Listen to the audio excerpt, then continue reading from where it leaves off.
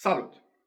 Astăzi voi vorbi despre un subiect foarte interesant de altfel și de actualitate, și anume vampirismul energetic.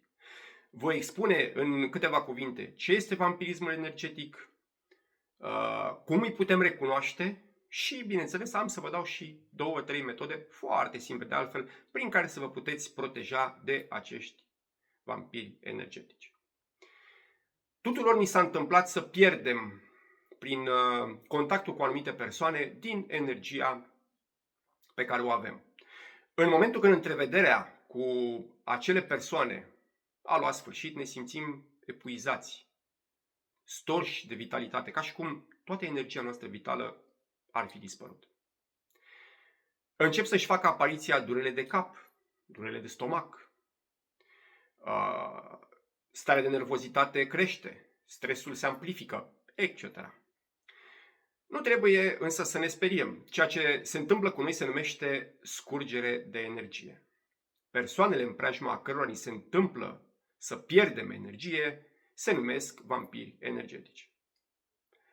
Este un termen cu care eu personal nu rezonez, dar pentru că el se află pe buzele multora în zilele noastre, în special a cei care vorbesc despre un astfel de subiect, am hotărât să-l adaug și eu în videoclipul meu.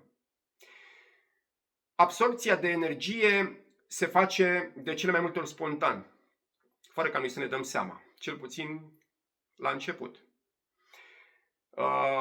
Cei în cauză nici nu-și pot explica măcar de ce, în momentul în care ne-au văduvit, ca să zic așa, de o apreciabilă cantitate de energie, se simt mult mai bine. În momentul când realizăm care dintre persoane din jurul nostru fură din energia noastră, nu trebuie să le spunem absolut nimic. Pentru că cei care cad în acest păcat, dacă putem să spunem așa, ei oricum nu sunt conștienți de ceea ce fac. Este adevărat. Sunt și persoane care fac acest lucru într-un mod voit, conștient. Însă, din punctul meu de vedere, acești oameni cumva sunt ușor diabolici. Deci, fiecare dintre noi ne putem controla și, bineînțeles, putem hotărâ dacă vrem sau nu să împărțim propria noastră energie cu ceilalți. Acum, vine întrebarea firească. Cum putem totuși recunoaște un vampir? Am să răspund la acest lucru printr-un personaj fictiv. Să zicem, Tania, o fată, l-a cunoscut pe Nicolae în urmă cu 2 ani de zile. Atunci fata era optimistă, plină de viață. Acum însă este zbârcită și a devenit isterică. Speriată de problemele pe care le are, hotărăște să se ducă la un psihoterapeut. Acesta, pe lângă faptul că se ocupă cu problemele de natură sufletească, el se poate ocupa și cu probleme de natură bioenergetică. Ce ar putea el, să zicem, afirma într-un astfel de caz? Păi, să zicem așa, Tania este donatorul tipic cu energie bună și radiantă, care a comunicat cu un vampir tipic, care își poate susține propria existență numai în absorbția puterilor vitale ale altor oameni. Este probabil ca vampirul să fie acționat inconștient și cumva intuitiv. Iar, bineînțeles, scandalurile permanente dintre cei doi tineri i-au fost necesare vampirului, întrucât Tania plângea și astfel ea elibera o cantitate suficient de mare de energie. Din păcate, nu pare posibilă evitarea vampirilor. Ei sunt foarte mulți de altfel. Unii își extrag energia stând la cozi, la serviciu sau chiar și acasă. Al treilea tip de vampiri este cotat cu o putere demonică și cu un apetit aparte și sunt în stare să-și lase fără sânge victima până ce aceasta moare. Bineînțeles că aici vorbim de niște personaje fictive care există în filmele moderne de groază. Totul Însă revenind la subiectul nostru, totul depinde de altfel de puterea și de caracterul vampirului și, bineînțeles, de capacitatea noastră de a ne opune, de a nu-i permite să ne bea energia, dacă pot să zic așa. Dacă simțiți că discuția cu o persoană oarecare este neplăcută, că vă obosește sau că vă enervează, acesta este un semn sigur că în fața voastră se află un vampir energetic. Ce aveți de făcut? Foarte simplu. Întrerupeți discuția cu această persoană imediat. Al doilea lucru pe care puteți să-l faceți este să ridicați mental un perete impenetrabil din sticlă între agresor și voi. Acest zid din sticlă, pe măsură ce vă concentrați atenția asupra lui și conștientizați că el vă poate oferi acea protecție necesară, va respinge atacurile agresorului.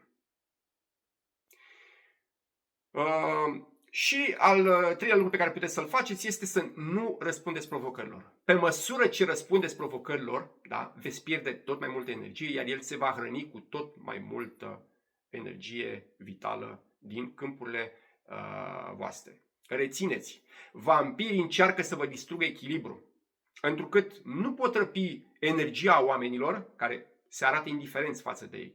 Și e logică treaba asta. Victimele sunt de cele mai multe ori oameni cu calități morale, care emană lumină și bunătate. Aceste calități îi atrag, practic, pe vampiri.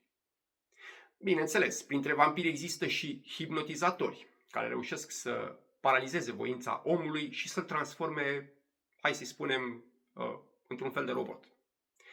Dar aceștia, din fericire, sunt rari.